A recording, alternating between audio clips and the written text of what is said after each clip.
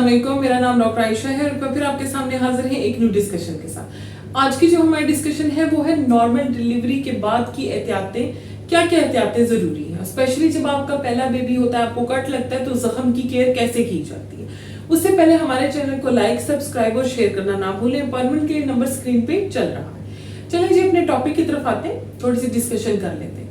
Specially हम उस बारे में बात करेंगे जब आपका पहला बेबी होता है और आप नॉर्मल डिलीवर होते हैं, तो उसमें कट दिया जाता है, जिसे एपिजियोटमी कहते हैं, यानी कि स्पेस बनाई जाती है, कट दिया जाता है ताकि बेबी इजीली डिलीवर हो, पैसेज एक रास्ता बनाया जाता है।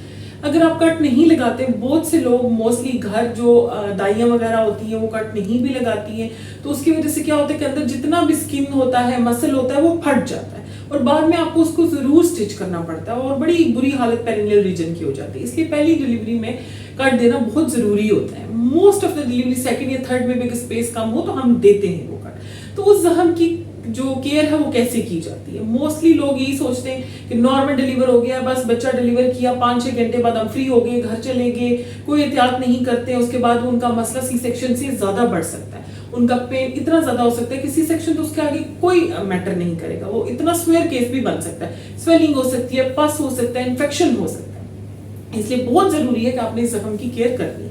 आपको डिलीवरी के बाद आपके डॉक्टर 7 to 10 डेज का कोर्स देते हैं। पेन किलर आपने वो प्रॉपर लेना है ताकि आप पेन फ्री रहें जब तक आपका जख्म कच्चा है। आपको लगाने के लिए कुछ ऑइंटमेंट्स दी जाती हैं, जो कुछ वॉशेस होते हैं वो दिए जाते हैं ताकि आप केयर करें। एंटीबायोटिक्स दी जाती है ताकि आप इन्फेक्टेड ना हो, आपको इन्फेक्शन ना हो, क्योंकि जब नॉर्मल डिलीवरी के बाद 40 डेज होते हैं, वहां पे आपको ब्लीडिंग आ रही होती है, ब्लड मिक्स डिस्चार्ज आ रहा होता है और साथ ही उस एरिया के नीचे ही एनल रीजन होता है जहां से स्टूल पास करते हैं आप लोग, पहाना करते हैं, तो इन्फेक्शन के चांसेस इन दो चीजों की वजह से बहुत बढ़ने के होते हैं कि बढ़ सकता है आपका इन्फेक्शन का चांसेस। इसलिए आपको एक प्रिकॉशनरी प्रोफाइलेक्टिकली कहेंगे या आफ्टर डिलीवरी हम कहेंगे कि केयर के लिए हम आपको प्रॉपर 7 to 10 डेज का कोर्स देते हैं।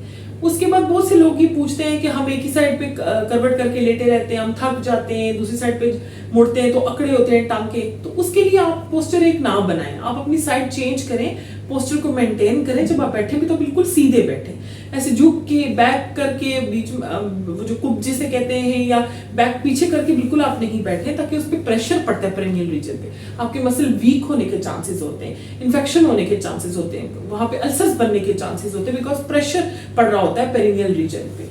इसलिए आप अपनी पोस्टर्स थोड़ी थोड़ी देर बाद चेंज करते रहें। दूसरा, जब आप सैनिटरी पैड यूज करते हैं तो आपने एवरी 3 to 4 आवर चेंज करना है ताकि आपका जख्म ड्राई रहे, क्लीन रहे। आपने ऑइंटमेंट्स रेगुलरली यूज करनी है, वॉशेस जैसे मैंने आपको बताया कि यूज करने हैं। और अगर आपको लगे कि उस एरिया में बहुत ज्यादा स्वेलिंग हो रही है, पस आ रही है, डिस्चार्ज आ रहा है, तो आपने जरूर डॉक्टर से कंसल्ट करना है, मतलब आपने बहुत डिटेल केयर करना। इसी तरह से कुछ एक्सरसाइजेज हैं, क्योंकि डिलीवरी के बाद आपका जो पेरिनियल रीजन होता है वो वीक हो जाता है, मसल लूज हो जाते हैं, ताकि आपका एरिया टाइट रहे, मसल टाइट रहे और नेक्स्ट डिलीवरी के लिए आप परफेक्ट हो जाए। इसलिए कीगल एक्सरसाइजेज हैं वो आपने लाजमी और जरूर करनी होती हैं। इसी तरीके से मैं आपको बता रही थी कि वॉशेस हैं वजाइनल, वो आप यूज कर सकते हैं ताकि आपको इन्फेक्शन किसी किस्म का ना हो। आपने क्लीन नीट रहना है, आपने जख्म पे कुछ ऑइंटमेंट्स होंगी वो देंगे, वो आपने लगानी है। और कैसे केयर करना है, अगर आपको कोई भी इशू लगे, कोई भी प्रॉब्लम लगे, तो आपने जरूर अपने डॉक्टर से कंसल्ट करना है ताकि मसला बढ़े मत। अगर मसला बढ़ गया तो सी सेक्शन तो अपनी जगह, उससे स्वेयर केस भी बिगड़ जाते हैं नॉर्मल डिलीवरी के। इसलिए आपने अपने जख्म को बहुत अच्छी और एहतियात से ही डील करना है। चलें जी, होप सो आपको आइडिया हुआ होगा कि आपने कैसे अपने जख्म का केयर करनी है। इंशाल्लाह फिर हाजिर होंगे एक दफा आपके साथ न्यू डिस्कशन के साथ। अल्लाह हाफिज।